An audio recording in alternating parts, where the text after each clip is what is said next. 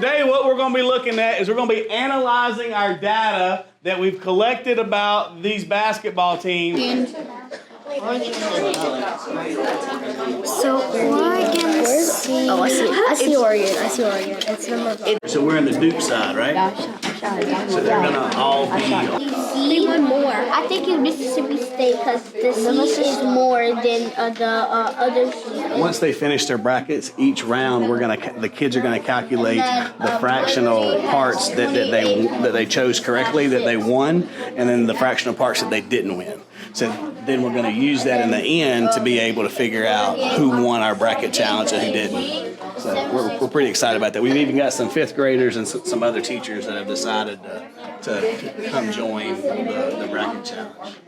What we do is that we look at the seed, points per game, and blocks. See which one's greater, and then at the end add all the collections, and then see which one. Now Duke won because 4 out of 5 is bigger than 1 out of 5. Baylor has the seed of 9, and Mississippi State has 8 of the seed, and 8 is like. Wait, no. Okay. 8 is less than 9, so Baylor will win that one. One of the ways they've been preparing is that they've done a really good job. We've already taught comparing whole numbers, we've taught comparing decimals, and we've taught comparing fractions. So this activity is a really great way for them to be able to combine all of the information that we've been learning about into a real life situation where they have to analyze and compare the data. What the bigger fraction is, and then we move on to the next one, and we choose our other ones, and we do it again, and then we write it on this paper and see who wins and who we get our final for.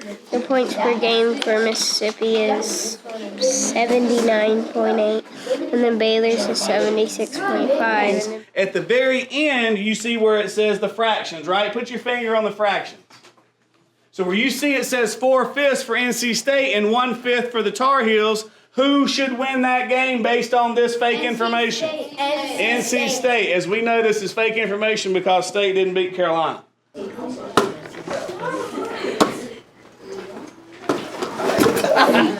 Yeah, they're all together. Yeah. Okay. Perfect. See how that's so close? Like, so they won more games, but they're a lower seed. Yeah.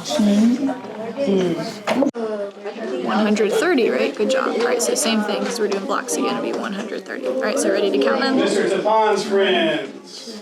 Okay, you've done a really good job of talking about the data and those things. We've made a couple picks. However, if you want to win, you're going to have to also pick some upsets, okay? That doesn't mean you need to pick all upsets, but that means you may need to pick some upsets. As a reminder, an upset is when a higher seed beats a lower seed. So if a 12 seed beats a 5 seed, that's seen as an upset because they're not supposed to.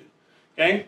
So what I'm going to give you an opportunity to do now is go around and not only do some research about what the math says, but also do some research about what your competition in the classroom is. I thought Duke would win because they're the first seed. They have more record. They have points per game better. I think Duke won because they have more blocks. Here's the deal. A lot of experts that we watch on ESPN are also picking Liberty to win. And a lot of it's because of the same stats that we've got. I chose Baylor again because I'm pretty sure it's going to be another letdown. I'm all about the letdowns.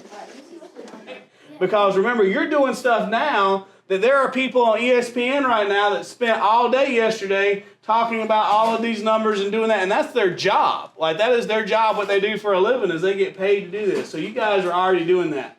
I encourage you to go back home, talk with your parents about it. This is a great conversation. You guys will be able to watch these games. We might even watch some of them in class. Who knows? And we'll add MST.